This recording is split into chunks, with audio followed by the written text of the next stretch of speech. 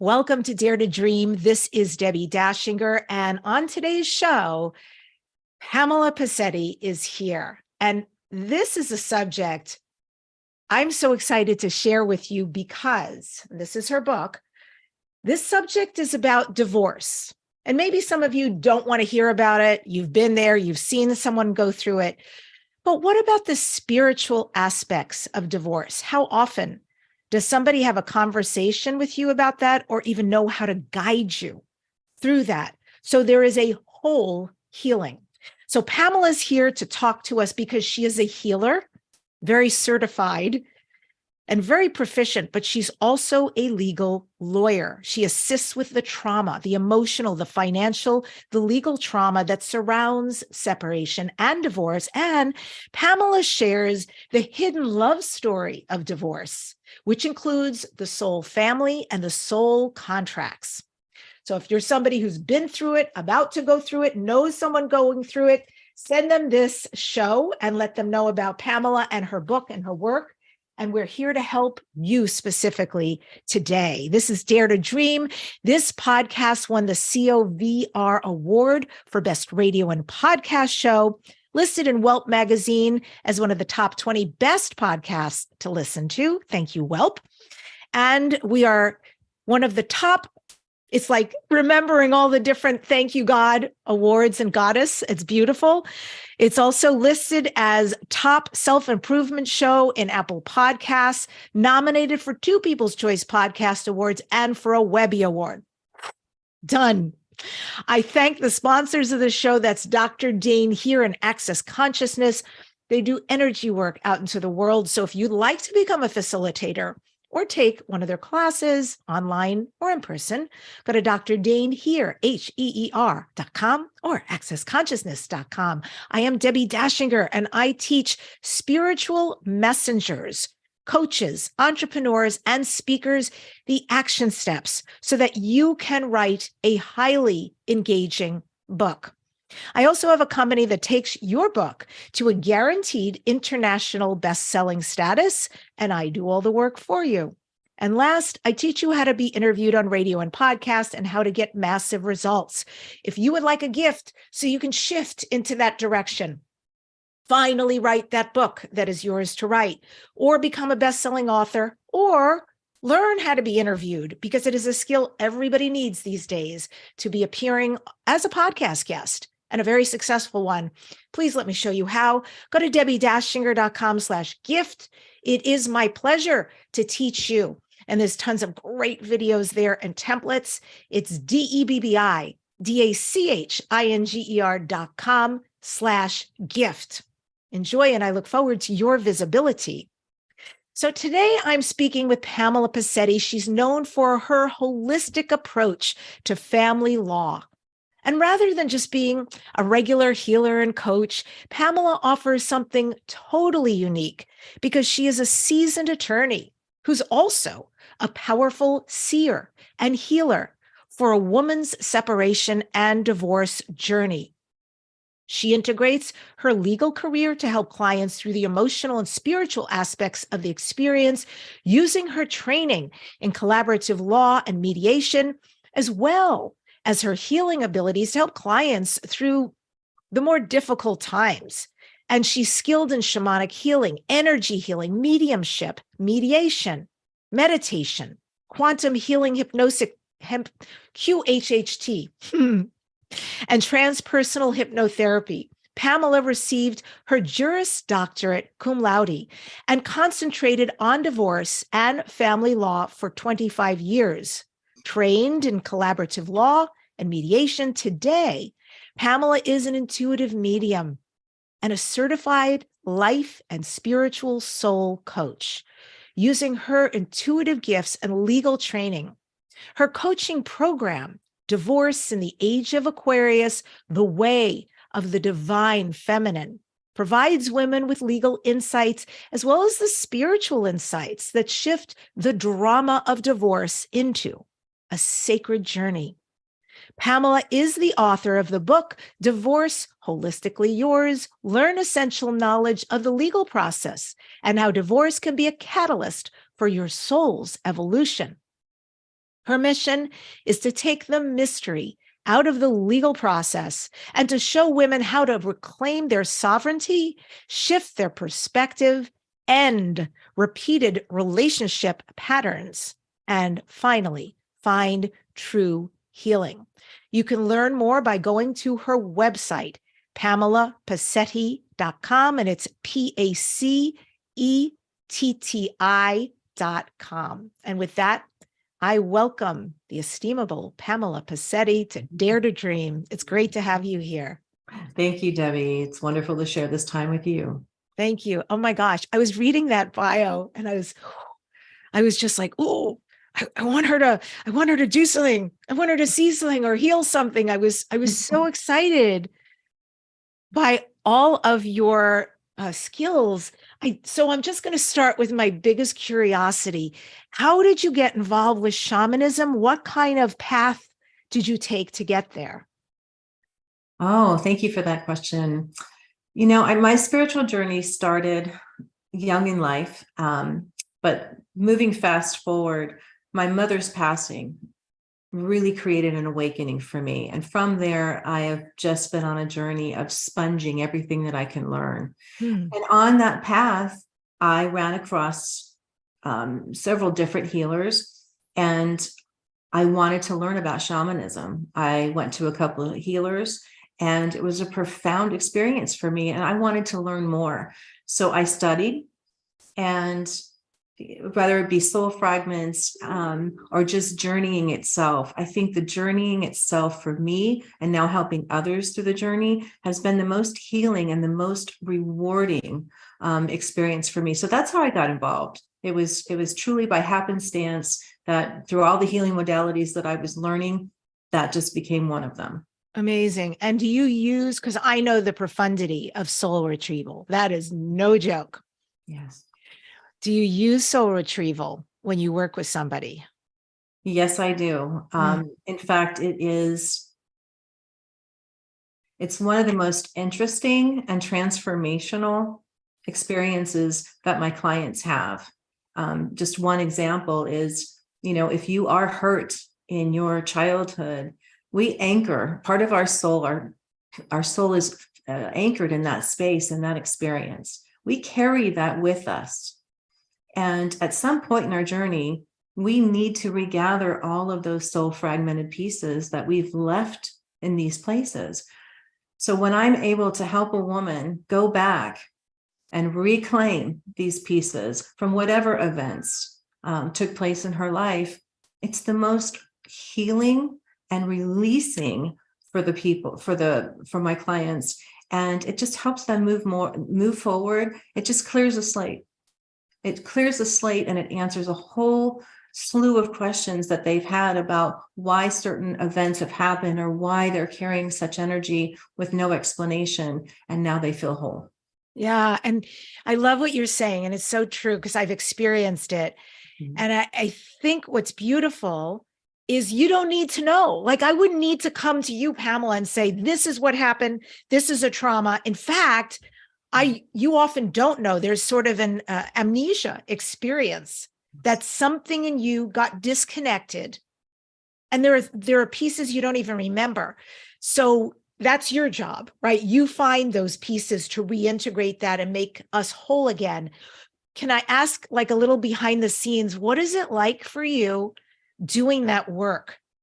What is it you see?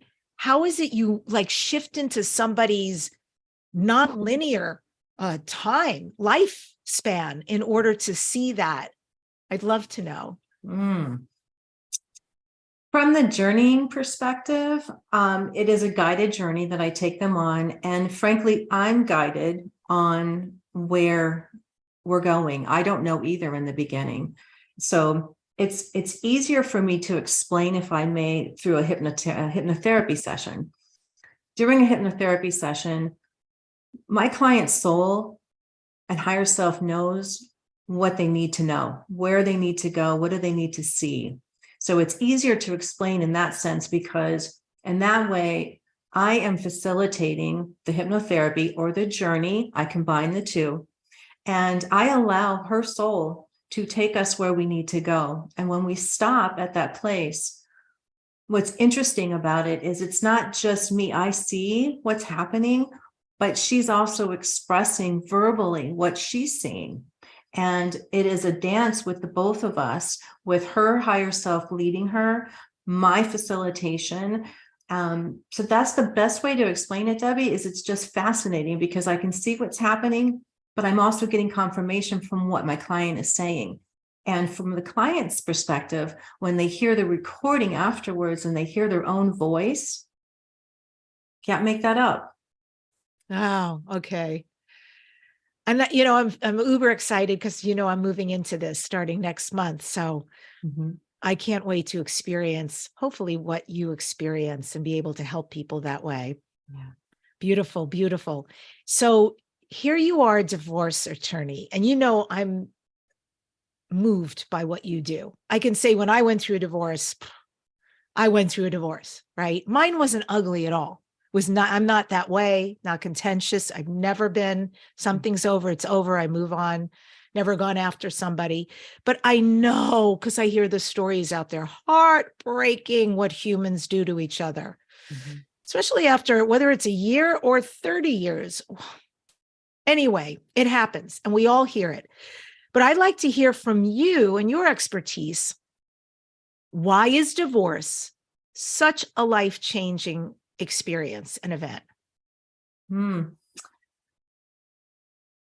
we think of our life in general, we know that we're here for a purpose. We know that we have a pre-incarnation plan and that our life is going to carry out certain themes and certain sub-themes. We know that one of our biggest teachers is our relationships. When we get involved in a relationship such as a spouse, right, that is like you said, whether it's a short-term or long-term, we become very rooted in that. And with, as you use the word amnesia, of our pre-incarnation plan, we forget what we're meant to learn. We forget what we're meant to do. So as a role, as a teacher, as well as a student for our spouse, we don't think of that as we're living our lives. We're just living our life. And then something happens and we're triggered. And it's those triggers, it's those moments that if we are conscious, we say, wow, I'm being triggered by this. What does that mean? Because if I trigger something, if I'm triggered by something wonderful that you do, that's just telling me and confirming to me that that's something beautiful within me that I need to express more of. If something is negative and I'm triggered negatively, clearly that's something that I'm meant to work on. That's something within me that's unhealed or wounded. We don't think of that when we're living our lives in our marriages. So when a divorce comes, we're taking it from the human perspective. And the programs that we've had about divorce, it's going to be violent, there's resentment, there's anger, there's a stripping of the family and the friends, and the whole life is thrown up, and the poor children, the trauma for the children. That's what we think of. We don't stop and think that there's another way of viewing this, that we're living both a spiritual journey as well as our human journey. As our great philosopher Chavin said, we're spiritual beings having a human experience, not the other way around. We forget that. So that's why it's traumatic, is because we're stuck in the human experience and not allowing ourselves to broaden out and ask the questions, what more could there be here? What is meant for me to learn from this experience? Yeah, absolutely. And, there's also this aspect I've always been curious about, that when you get married, I don't care if you go to Vegas. I don't care if you have a wedding with 350 people in an Italian villa. The point is, you're doing vows. I think there's a potency, there's a magic to a vow. I almost feel like it harkens back to fealties, communities, right? Very old binding spells, almost where you're giving your loyalty over to someone. And in a sense, you have witnesses, whether it's just the person marrying you, there's people there. There's something profound, I feel, that happens in that moment. And then it seems to me, because I just find all of this fascinating, human behavior. And when it doesn't work out and people make another choice to end the marriage, to separate, to divorce, that there's a brokenness, right? That is felt, and that sometimes there's this shame. You could be ostracized from your family. Also, my goodness, what I've heard sometimes happens with friends.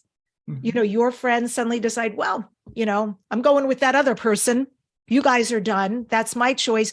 There's also that loneliness. There's a lot of breakups that occur. You could be madly in love with somebody's family, but still not want to be with them. And so how do we negotiate that? How do we find the spiritual healing to an inner peace, even amidst all that, not just the profound loss of a dream and a love and the vows you made and the witnesses, but on top of it, all the other loss that comes about and all the other people impacted? Right.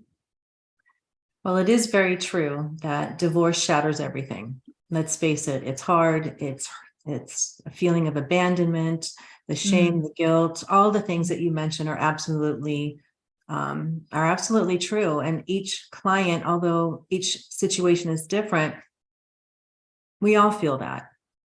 And that's why it's really important to understand that that is all still part of the human experience, right? So if we elevate our perception and we look at our divorce from a spiritual perspective, from our soul's journey, and understand that all of these players, whether it's our friends, our family, our mother-in-law, father-in-law, whoever it is, we're all part of a larger soul family. And in that larger soul family is a larger intention, a higher intention for that relationship. Because we're all teachers and students for each other, and we're all working independently in our soul's journey, but we've also agreed and contracted, just like the bond of matrimony or the vow you mentioned. We made a vow to each other prior to incarnating what we were going to do to help each other.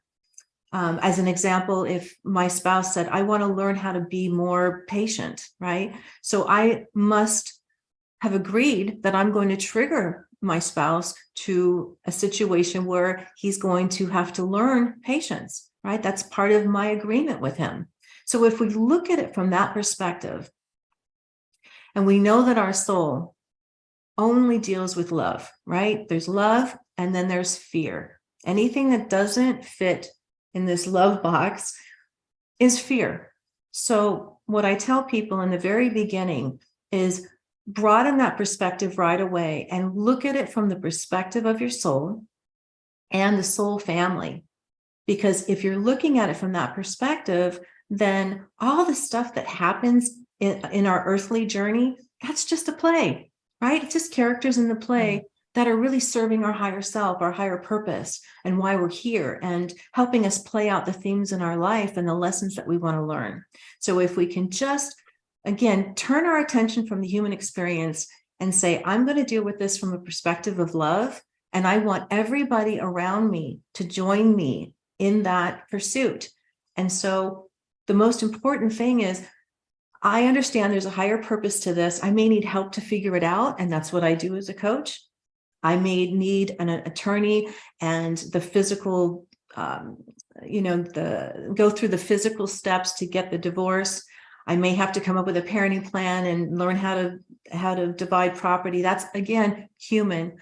But the most important thing is to remember the higher purpose, and that once we can connect with that, what happens in our human experience always ends up for the best interest of all. And so if, like you said, don't want to ruin the relationship with my mother-in-law, but now I'm divorcing, can I still be with her? Absolutely.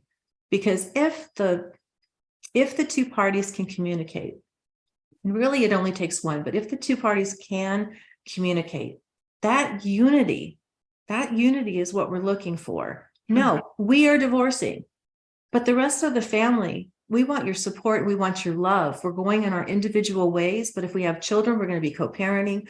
We're going to have to build another relationship, redefine the relationship. And I want to make a quick point here that it's real important to remember that a family is not dissolved the bonds of matrimony are dissolved in a divorce, but the family isn't dissolved. And so we need the help and the love of our family and our friends and everybody around us to help us to make these shifts so that I'm whole, my husband's whole, my children, most importantly, are whole. And we want the support of everyone. That's not what's happening. What's happening is people get sucked into the drama and they have to take sides. But what would happen if the husband and wife said, no sides, no sides. This is a choice that we're making. And, Wow. and lastly, Debbie, the Mhm. children.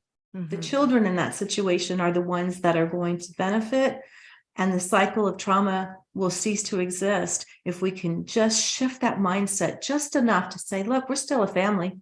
And even if you're not a family, you don't have any children, there's still a higher relationship that must be honored. So if we honor the soul's relation or the human relationship with the vow of love and marriage, then we need to also honor the higher relationship of our soul's journey that's going to go on, and may have gone on for many, many, many lifetimes, whether we look at it as a parallel or past, and it's going to go on in the future. And so I love you as part of my soul family. I just don't want to be married to you. Mm. Oh my gosh. So much came up listening to that. You know, I don't talk about a lot of this stuff, but first of all, I'm going to totally pull back the curtain. I am a child of divorce. So I can speak to that. It's, hugely tremendous. And I can tell you in my upbringing was not handled well at all.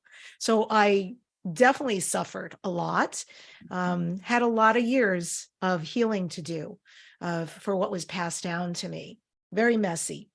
And then there's my brother who is married still. So thank God they didn't divorce, because they're an amazing couple, but he married my best friend from college. Lucky me. But they had a huge bump when they had their first child, small, and she was very small. And it was a big bump. And they moved out, separated, and it really didn't look good. For a good 6 months, they were definitely headed for divorce. And I remember the panic I felt more than anything. Don't take my niece away from me. Do not, because I was madly in love with her. And that I was such a huge panic that it actually caused me to do something very positive. And it's exactly what you're speaking to. So rather than me taking my brother's side, or she's the bad person, this and that, I realized if I do not connect with this woman who was my brother's wife, was my best friend in college, right now, I may lose seeing my niece, and at least as much as I'd like. I didn't know how it was going to go. And I immediately forged relationship with her, listened to her and her side of things. I was just there. Mm-hmm. And thank God, just intuitively, I did that, because what a payoff. I mean, here we are decades later. She is my best friend. They do have a beautiful marriage. They did figure a way back to each other. My niece is in my life, but I remember those months just like what a nightmare, thinking, don't take her away from me. Don't take that baby away from me, Yes. And that was my choice. And if that helps anybody, I can tell you, I know my sister-in-law years later would speak to what that meant to her, that I was Switzerland. I was not going to take sides, and I was just there for her as lovingly as I could be. Let her rip. Go ahead. I'll just listen. I'm there for you too. And I'm so grateful all the way around, but we can do that for one another. We can, and we have to understand that anything in nature, anything in the universe is looking for equilibrium and balance, right? Which in a situation like divorce, it's neutrality, right? Everything wants balance. And if we take sides and start engaging in the drama, and what that actually does is pushes the parties into the ring, because now I'm expected to do this. I'm expected to get full custody. I'm expected to take this item. There's so many expectations when really all we have is our real basic needs. And if we think about that, we all deserve love. We all deserve respect. We all deserve dignity. We all deserve to be able to go on our soul's journey, whichever way that may lead to, or what it leads to. But most importantly, we need neutrality in a situation like that, because if we're truly looking for the highest good of all, and we set that as the intention, and everybody works in that direction, I wanted to say that's why I love collaborative law so much, Debbie, because the two attorneys who are trained in mediation, as well as having the legal knowledge and their experience and wisdom from their cases, we work together. Everything that I know, everything that they know is focused in on what is the best result for this family, right? And that's what I'm talking about. It's what is going to be tailored for you, that's going to help you, help your mother, the children, the friends, colleagues, whatever it is that's necessary. Let's figure out a solution that is going to best serve you.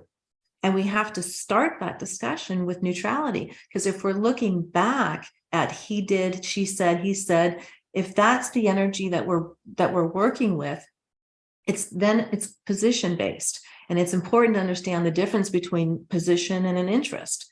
My position is I want the house, period.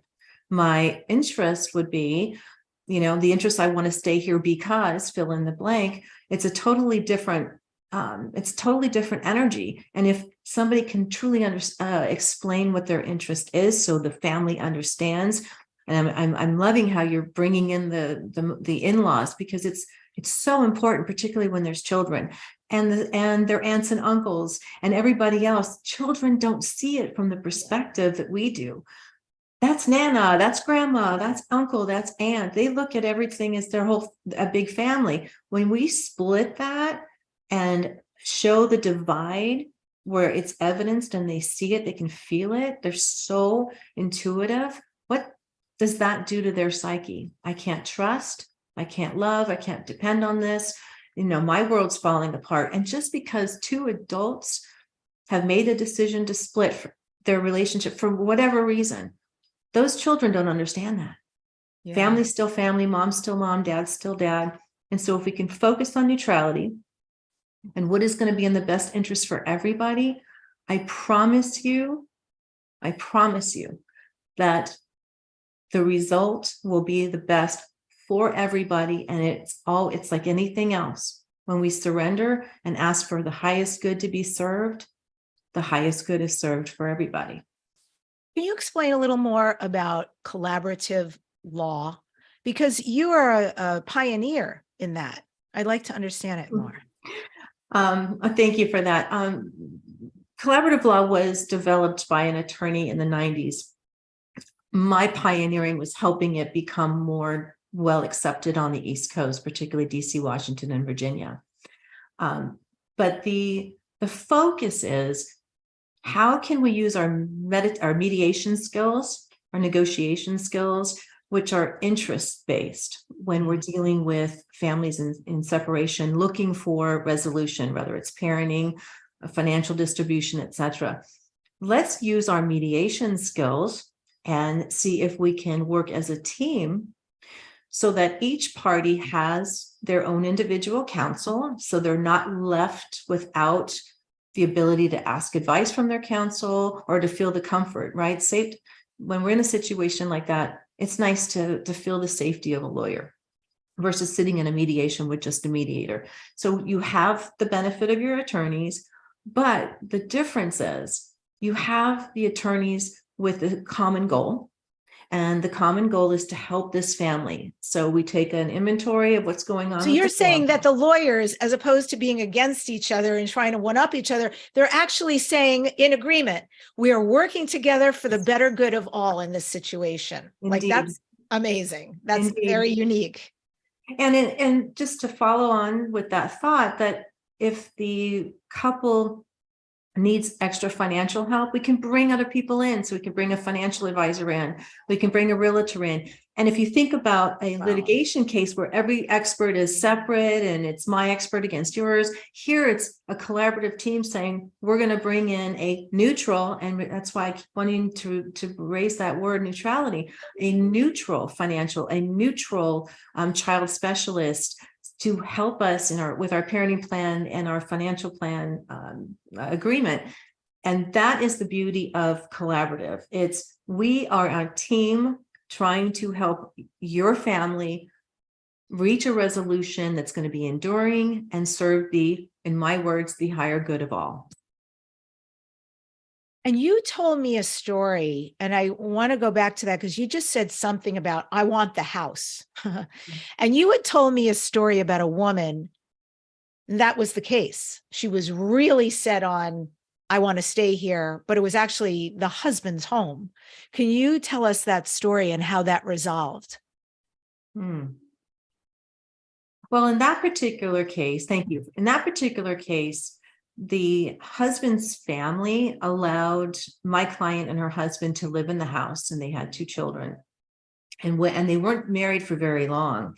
And when it was time to divorce, by then my client had built roots in that house. That was her home. And the school was nearby. So she really wanted to stay in that house at all costs. And that was a real bone of contention. So what happened in that case that made it interesting was her grandmother actually came through after one of our collaborative sessions. As in you're a medium and you were able to perceive thank you. The grandmother. Yeah. So her grandmother came in, and from an evidential mediumship standpoint, we were looking for evidence. And so she presented evidence in the form of tinsel. And so when I told my client, she gave a name, Agnes. I said, who's Agnes? That was my grandmother. And when I mentioned the word tinsel, it brought her to tears because she recognized right away that was her grandmother, and her grandmother gave her the message of lowdown. And I said, I'm not sure what this means, but lowdown is something that you're to pay attention to.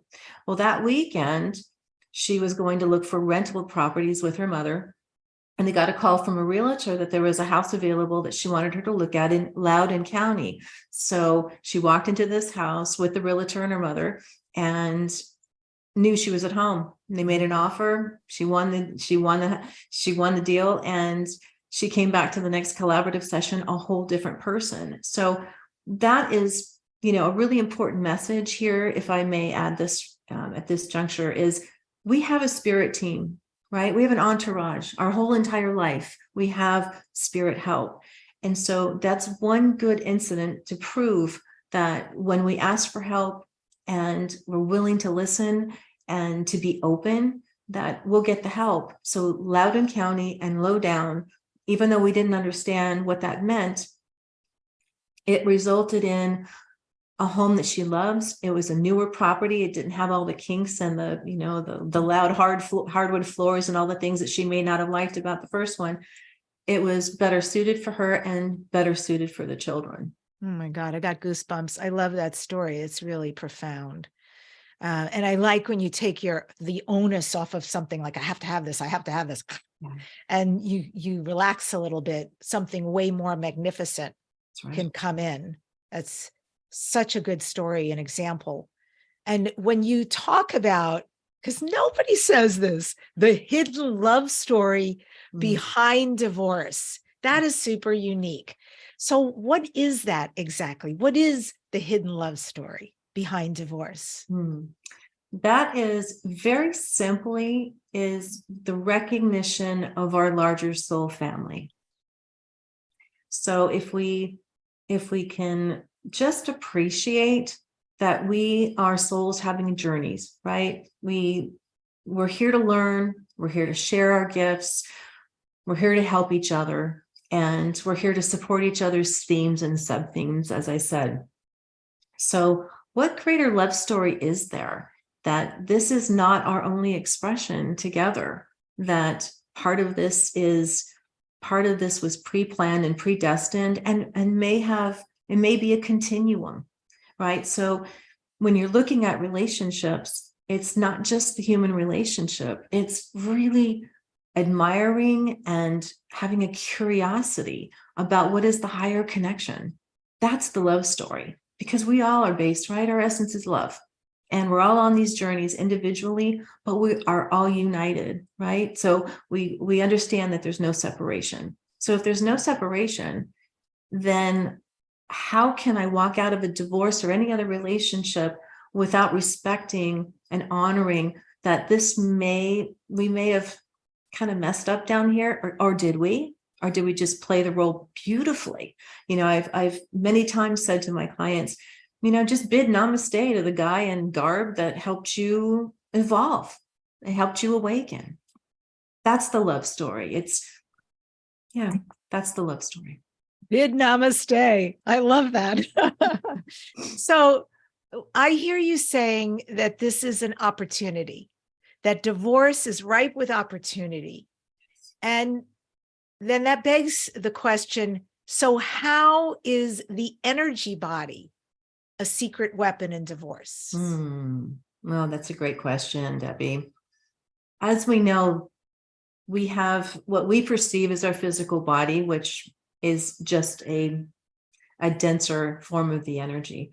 Our energy body plays a role in everything: our physical body, our emotional body, our mental body. So just like anything else, when we're aligned, we make really good decisions. And a really good example of this, to make it real simple, is think of the root chakra. What is the root chakra? That's our grounding. That's our foundation. It gives us our security. It helps us. It helps us understand, how we fit into the world. And in that situation, or in the situation of divorce, what happens when what happens to our root chakra? It's the first thing that's affected. We feel that our foundation is collapsing, that we don't have any support. And with that in mind, there's no way to make aligned decisions, right? So the energy body is really important. And it's important to know that it doesn't take very long to align ourselves when we're conscious. But in a divorce, most times, we like percentages sometimes, say 80% or more of the people right now who are going through divorce have spent zero time energetically getting prepared for meetings with their lawyers, for settlement negotiations, for trial, for anything that they have to do. It's all robotic. So if we want to be aligned and make good decisions, if we want to shift the energy of something in a settlement room or otherwise, we have to pay attention to the energy body, and we have to understand what a critical role that it plays. It's just like with disease. It comes into our energy field first, and if we ignore the signs and we fail to take action, it ultimately gets closer and closer and closer to our physical body and becomes disease. Now, that's a simple way of saying it. So that is one of the most important things, is to be energetically aligned when you're going through a divorce, so that you can make aligned decisions, so that you don't run the risk of learning after the divorce is finished or the separation agreement is signed that you've made decisions in haste and in fear because you didn't take the time to learn how to use the energy to get you through the process. Yeah. Wow. You don't want that, for sure. So what is the insider truth, straight from the mouth of a legal eagle, about divorce litigation? What is the good? What is the bad? What is the ugly? What is the ugly? Yes. The fugly. Well, I would say there's good in one occasion. The good is we need the litigation, we need the court system and our judges when there's tremendous abuse or the parties are just so far gone that there's just no way and they need intervention. Other than that, the bad is it is a system that is designed with duality, right? So immediately going in, I'm right, you're wrong. plaintiff, defendant, we are against each other automatically. So in order to come back from that, if somebody starts with litigation and they don't understand what the process is, and that's why I went so in detail in my book about litigation, because I want people to understand what really is that process. Just hearing somebody went to trial or they had a divorce that was litigated, you can't possibly understand what that is or what that looks like until you walk through it. So the bad is, once you start in a process that has the energy of fear, what does that do? That puts the parties in fear, puts me against you. And then you have the lawyers that are representing the parties in litigation, and they have two things against them. One is a duty to represent their client. I zealously represent our client. Well, what does that mean? That usually means positions, right? This client has this position, this one has this position, and our job is to figure out a way to develop a theory and push forward in litigation so that our client receives their desire. So there is no room in that situation for collaboration or unification, or even when mediation becomes a potential. The parties are so stressed by the time they've answered discovery, and they don't really understand what's going on. They're just following the lawyers, sign here, do this, show up here. What do you think? What do you think? Trying to make quick decisions. Again, that's in a completely imbalanced state, because all of that's fear-based. And then right at the end, right before trial, there's usually, oh, let's offer a settlement. And the person is just, get me out of this any way you can. Anything, I'll do anything, just make it go away. So it doesn't take much to understand that those agreements are not enduring. The child parenting schedule that was created in a situation like that is never going to work. And it's certainly not going to be something that's equitable for everybody. But in any litigation case, even if you win, what did you win? You lost many, many, many months of your life in a horrible emotional state. Your bank accounts are stripped. So what could be there for your children's college or anything else, or for the two of you to separate and use ongoing, that's stripped from you. So there really isn't, Debbie, unless there is something egregious, there is no reason why families should be in court. And it's because of the way we've been programmed, and we've seen how other people handle the divorce and the movies. And, there's nobody that we know, nobody I know that doesn't know somebody that's gone through a very bad divorce. So Absolutely. That's what people expect. But that's the good, is it could be used when necessary.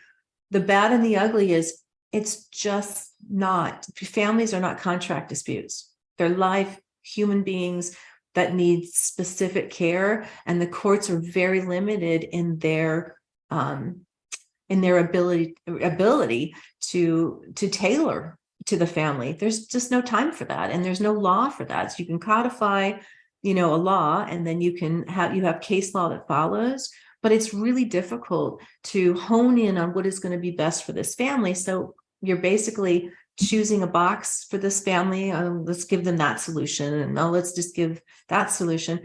And in no way is that tailored to the uniqueness of a family. And I'd like to, if I may, I'd like to share a quick story that would help you understand that. I call this story The Long Road Home. And my client, when she came to me, she was highly professional. She worked an hour away from the house. She was a go-getter. And they had a little girl, and husband, he worked at home. So my client was really never at home.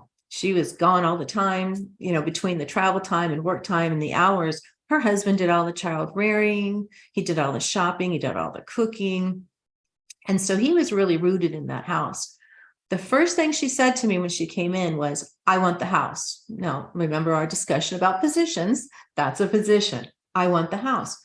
So once we talked about what they had, their financial picture, there really wasn't enough money in any form, because sometimes we do trade-offs with retirement and et cetera, but there was not enough money in this family for either one of them to buy the other out.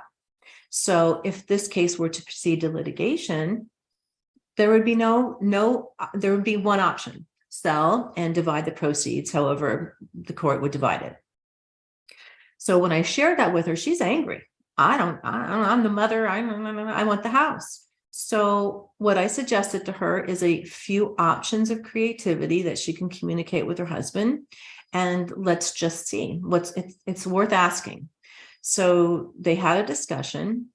And in that discussion, surprisingly, she realized, because her husband was the one who was there with their daughter all the time, and what was most important in that family, they agreed together, was to provide some stability for their daughter. So that was a coming together, what is in the best interest of this family. And it was the stability for the daughter to stay in the house. And because the father was the one who was the caretaker, that it would be best for him to stay there.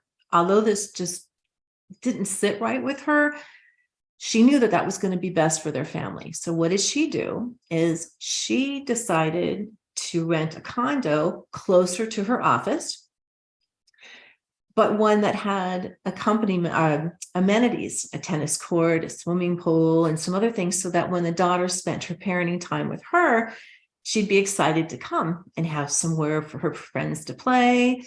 And it wouldn't be, I want to stay home. No, that mom's house was actually exciting to her too. So how did they deal with it financially? One of the options that is available, not by a court, but between the two parties, is they would keep the house. Husband would live in it. He would be responsible for all the expenses until the daughter graduated from high school. And mom would be responsible for her leased condo. And if at any time husband decided to move, then wife could, perhaps try to buy it at that time, or they would swap, right? She'd stay in the house. But the whole focus was this daughter would stay in that school district with her friends in that bedroom. That was the most important thing to them as a team until she graduated high school. So that's a great story that describes the limitation of a court. The house would have been sold. Versus if we can communicate and if we can determine what is going to be in the best interests of our family, there's always a solution. Always. Wow.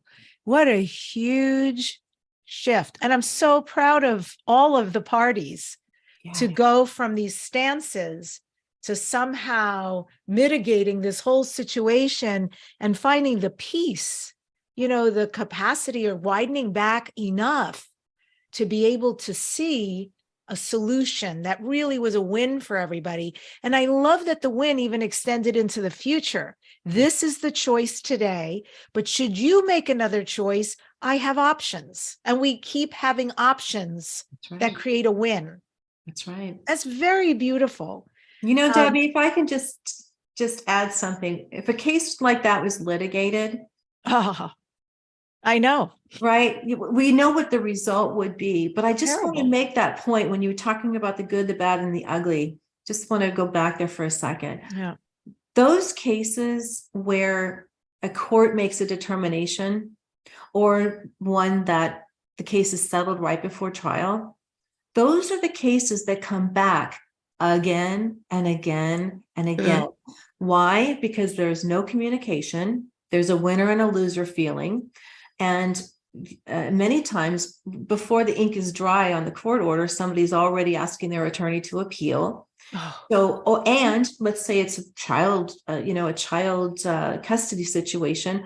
The person who didn't receive the custody that they wanted, what are they doing? They're looking for ways that they can prove that the other parent is not doing something correct. Yes. So that's the difference. However, if we're working together and we tailor a solution that works for us, and like you said, provides options, it's all about communication. I want to shift this because I'm getting married, and so that I want to shift this because it's more likely that the parties are going to work together going forward when they hit a speed bump, rather than immediately resorting to having an attorney file something in court because they can't resolve it themselves.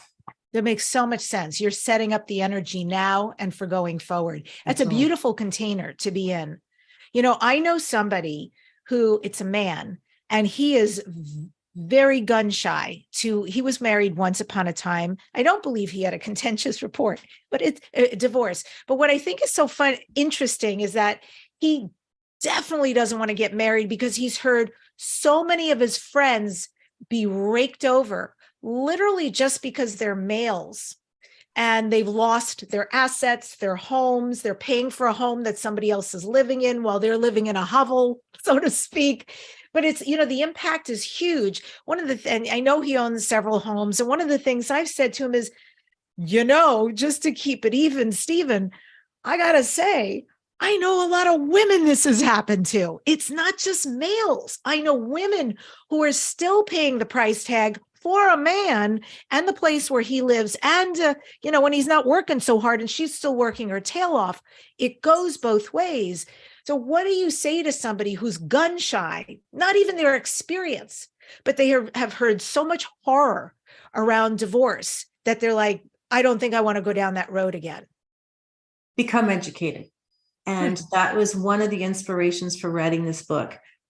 Great example is get educated, because what you hear from somebody else is never going to be the same result that will be for you. And each case is different. The fact patterns are different. The time together is different. The income levels are different. And there's so many different factors that goes into a determination, such as what you described, that there is no one size fits all. And so anytime you hear somebody say, well, my friend, when she got divorced, this happened. If you're in that situation, just acknowledge it. Thank you for the information, but get your own, you don't have to do your own research, because you're right. It happens. There is no gender when it comes to, there used to be, right? Mm-hmm. But as we are growing and evolving, the court has a lot to do in its evolution, but we are evolving to, there is no gender. So whether it's parenting or support or any other issue that may arise, it's genderless. So the best thing that you can do is educate yourself the best that you can before you make determinations.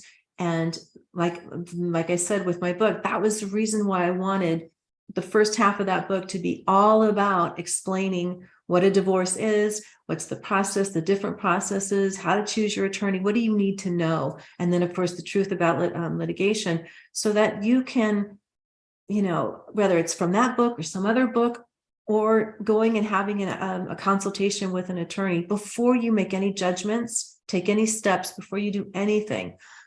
You never get the information from a friend or from somebody else's experience. Always do firsthand research yourself. I hope it's okay for me to share this, but it's coming up, so I'm going to share it. Debbi Dachinger with zero filter, but I need to. And I had no idea this was going to come up. I lost a friend because she was going through a divorce. In fact, I lost a very best sister friend. And I still to this day maintain that she lost her mind during her divorce because it was meaningless. The strangest experience. We were honestly, when she was going through her divorce, we were both going through a very difficult time in our lives, extremely. I had just discovered my mother had Alzheimer's. I was the only one on the West Coast. So I was handling physically everything. And there are no words, because that's another subject, caring for somebody and finding a place for them and cleaning out their apartment. So there was that. And there were about 3 other major things for me at the same time. And, I only had so much capacity. And at the same time, this very best friend of mine who I loved, like beyond, soul, was going through an extremely difficult divorce with a ex-husband who was not pissed off. There was some prior infidelity. He was very angry. And he wasn't going to let go. He was going to give her he was going to rake her over for something years ago. She had a mistake she had made and recounted for, but he truly could never forgive. And so it our connection got less and less. And I tried so much in my world to be there as much as I could for her, keep checking in. How was she, to give love? And I'm sure had I been 100%, it would have been very different. But her resentment built, and it culminated in a 42, this is a true story, 42-minute voice text. Like, please, people, do not end relationships with a voice text. We are mature adults. We can communicate one-on-one, and things can often be repaired when there's love there. That's all that matters. But that, I had never had anybody do that to me, but it literally was a 42-minute voice text. And we all know those disappear from iPhones after you listen to them. So you better listen. And I listened to this recounting of all her resentments, some of which were really out there. They were projections. They didn't, some of it I got, like I really got, and could have been worked out. And I took ownership, but it was never, she was not open to repairing. She was done, and she moved on, and years and years ago. But the impact, so her divorce, right, which I had nothing to do with, still the whiplash reached out to me. And I still to this day think, how sad, what a crime that this contention, my God, it was ugly between the two of them, and what happened with the kids. And I think everybody's okay today, but massive. And it didn't have to go down that way. So I wish, Pamela, listening to you, this is why this comes up. I wish so much back then I had known you and known of you, and that at a time like this, I could have told this beautiful, loving individual who I cherished about you, because I think she really needed you. And I think she was doing things, we'll call them crazy, because we all get crazy when it's just too much and we don't have somebody in our corner, and we're dealing with legal things that are not really our area of expertise, and doing the best we can. But I wish I had known you, and I would have pointed her to you, and it might, everything, my relationship with her relationship with her children, herself, her ex, how they landed eventually, I'm sure would have been different. Yeah. Well, thank you for saying that. And it's a great example of when we start a process with fear, how the ripple effect it's a path of destruction. And, that's one of the things we do when we're fearful is we project and we sabotage. And there's no way for us to look within, because somebody's got to be responsible for this, and it's not me. But had she started that journey from a perspective of love and understanding, and she had some support, she may have seen things differently. And that's also a great example of when we're not willing to do the work, when we're not courageous enough to do the work that our soul is leading us to do. That's what happens. So I'm hoping not, but that lesson, whatever it is, or many lessons in that time frame that were available to her, will just continue. It's like hitting the repeat button. Bring me some more. That'll help me do the same journey, right? So that would have been a perfect opportunity for her. It seems like there was a lot of healing that could have taken place in that situation. But see, that's the norm. What you're explaining is the norm. Destructive path that has no limits. And that's why it's so important that people understand that there is another way. There is a holistic way to handle divorce. And whether you have children or not, there's a higher love story that's still here. That just because human love changes, regardless of how it changes or why, it's not relevant in the larger scheme of things. What really is relevant is that our relationship continues on a level that we may not consciously know right now, but we will.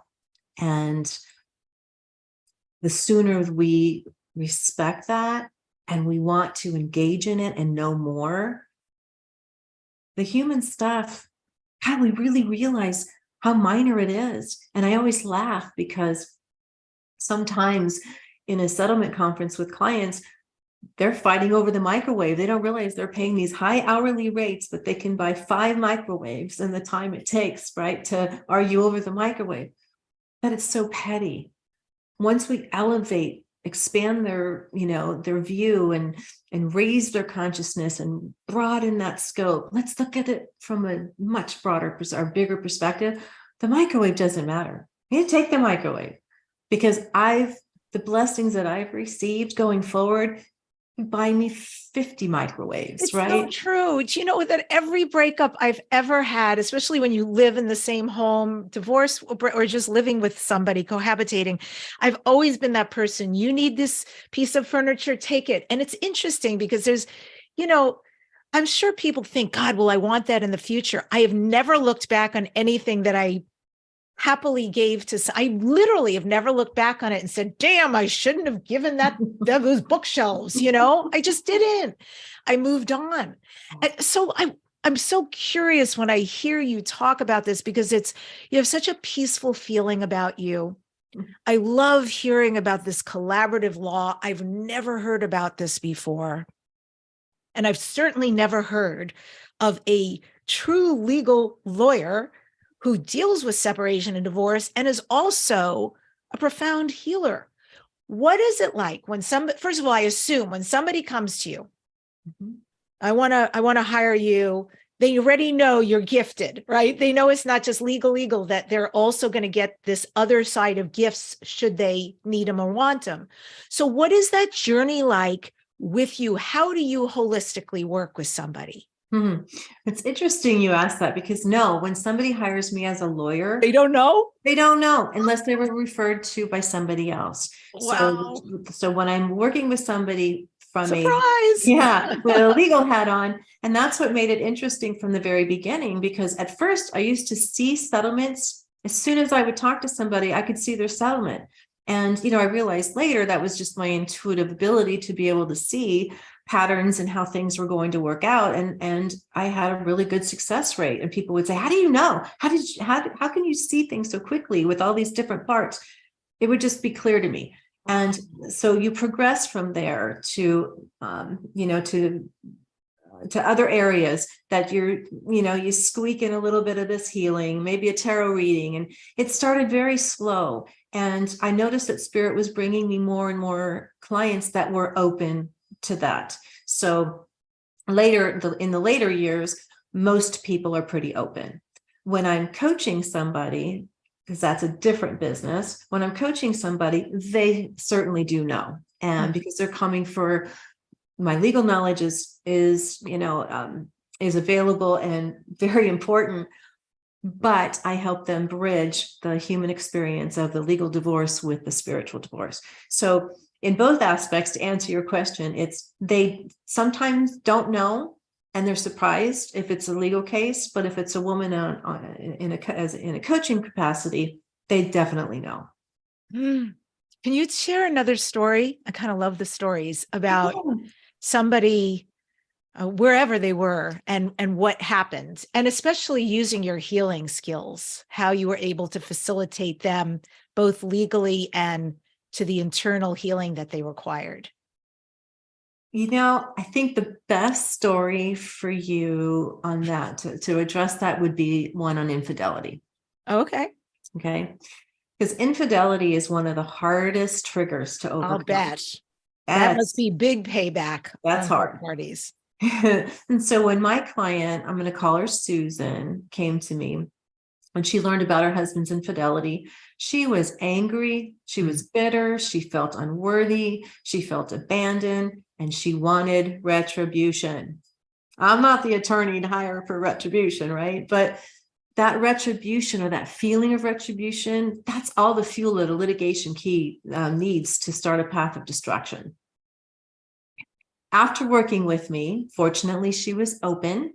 And after working with me, she realized where she had failed to erect boundaries, where she failed to speak up for herself, and the many times that she yielded her power to her husband's will unconsciously. And how she ignored the many, many, many signs in the relationship or during the marriage where her soul was bringing her to a point of learning, and that it was her husband and her husband's behavior was the messenger. So during a hypnotherapy session with me, we discovered, or she discovered, that her husband's paramour was actually her sister in another lifetime or parallel life. So immediately it rose up to the level of soul family, ding, ding. And so that was initially shocking to her.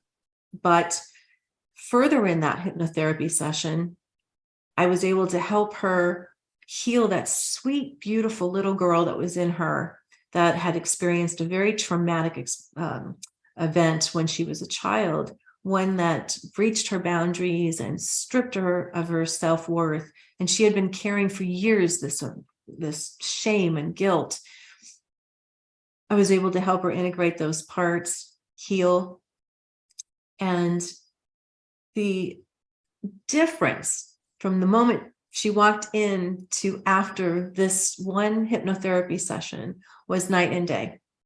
So that case ultimately ended up settling. She knew it was going to take some time for her to accept this other woman, if that woman were to stay in her husband's life, because they did have children, but she was okay with it. All of a sudden, she had this curiosity and anticipation about her future. She knew, well, I'm moving on. I'm not looking back. I now understand this from a different place, and I feel good. I feel better. So she called me a few months later to tell me that she had met a man that she knew immediately was part of her larger soul family. And she was excited for where that was going to go, and that the co-parenting relationship with her former spouse was going well. So, it demonstrates the connection of the larger family. If nothing else, just the acknowledgement or to learn that this woman who's come into my husband's life, we never blame the woman unless, right? We never blame the paramour, but you can't help but blame the paramour. It's both of them. You're angry at both. And she was angry at both. She wanted them exposed. But once she understood the larger story, right? We went from the paramour to now the larger love story with her husband. It was like, oh man, we're all in this together. And this was pre-planned in some way. I may not understand it right now, but I accept it enough to move on and bless it with love. And I'm going on with my soul journey. So with a lot of healing. For Susan, what happened with the ex-husband? Because I'm curious, because usually with infidelity, I'm no expert, but I just think as an observer of life, usually they don't work out so well. The situation, whoever you cheated with, it's going to resolve itself one way or the other. I think it's very rare it carries on. Obviously, it does occasionally, but did it work out for the two of them? In this particular case, they were still together.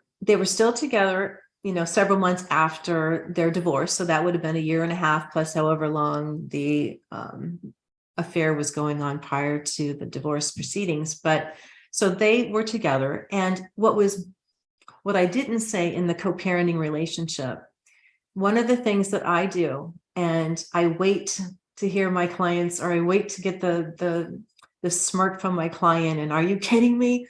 Is especially for a mother. It's very important that a mother of young children creates somehow a bridge of communication and a relationship with the other woman. Because if that other woman does stay and becomes the stepmother of your child, you want to have created trust. And I'm not saying it's easy, but I've watched a lot of women do it. At first, they're kicking and screaming, and I'm pushing. Start by a barbecue and inviting them over. Start it however you start. Start it by sharing the bench at your child's soccer game. But there must be communication, because those families that are blended, that start out that way, we already know the children benefit. Totally. But if we're looking at the relationship from a higher perspective, she was my sister in this case. As an example, she was my sister in another life. So now what are we supposed to be, friends? And I'm going to step parent her child. She's going to step parent my child. Oh, it's kind of like an aunt. I know it seems confusing, but when you think about it, it's in her interest to accept this woman. And if there's something that is unsafe for her children, well, yeah, we're going to respond differently because our mama instincts are going to kick in. But that is the beauty and how a blended family can work is everybody. And when you say everybody, you can get one or two people to do it, but not everybody's going to join in. But again, with all of us, it only takes one. Yeah. It only takes one. Absolutely. And it seems to me in that story, it's a lot like the story I shared in the beginning about my brother, his wife, their child. Dire circumstances can force you into a level of loving humanity you might not have chosen otherwise. But because you're really clear about the outcome you want, you'll make different choices, very healing choices, to invite another being into your heart and your life. And ultimately, I mean, once you get, I'm sure there's a very difficult time period in there. I wouldn't, gloss over that. But I think ultimately, once everybody is truly healed and on the other side, it's a great payoff. And there's even so many celebrities today that have blended families who are great examples of this. Yes. And show how loving and involved they can all still be while making different love choices, right, but still very much involved. And the Yes. kids turn out great. So this book, my dear, where can people get it? It's available on Amazon, and you can order it through any one of your favorite bookstores. So just by the ISBN number or just the title, but it's easily available through Amazon. Terrific. So it's Divorce Holistically Yours by Pamela M. Pacetti, Pacetti. Your website is PamelaPacetti.com. This is Dare to Dream, Pamela. What are you next, Dare to Dream? What are your future dreams and goals? I dare to dream that my mission to shift the way people perceive and handle their divorce will gain momentum so that many can experience a soul-based divorce, one that's fueled by love and not fear, and where it's recognized that the wisdom of the light is easier to carry than the denseness of our woundedness, and that the children of these divorces will thrive, and that the cycle of trauma will cease to exist from our conscious experience. Oh, yeah. My. It's my dream. That is so beautiful. Thank you. Thanks for coming on the show today. It's been an extraordinary conversation, pretty amazing for me. Thank you for having me, Debbie. I end today's show with this quote from the Dalai Lama. Human beings are social animals. What brings us together is love and affection. Anger drives us apart. Just as we employ physical hygiene to protect our health, we need emotional hygiene. That means to tackle our destructive emotions if we are to achieve peace of mind. Subscribe right now to this #1 transformational conversation, Dare to Dream with Debbi Dachinger. Like, leave a comment. I read them all. Next week on the show, the amazing Nora Herold is going to be here. She's a Pleiadian and fairy channel in Incarnate. Very excited to host her. If you're listening to the podcast and you'd like to see what we look like, please do. Go to youtube.com/Debbi Dachinger and subscribe there. And remember, don't just dare to dream, dare to turn all your dreams into your reality. And there's a way. If separation or divorce is in your imminent future, past, there are people like Pamela out there to help you get through so you're intact and you don't have to create those patterns ever again.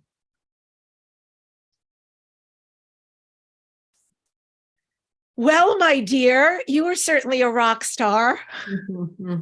Your live is still up there. Yes. Thank you.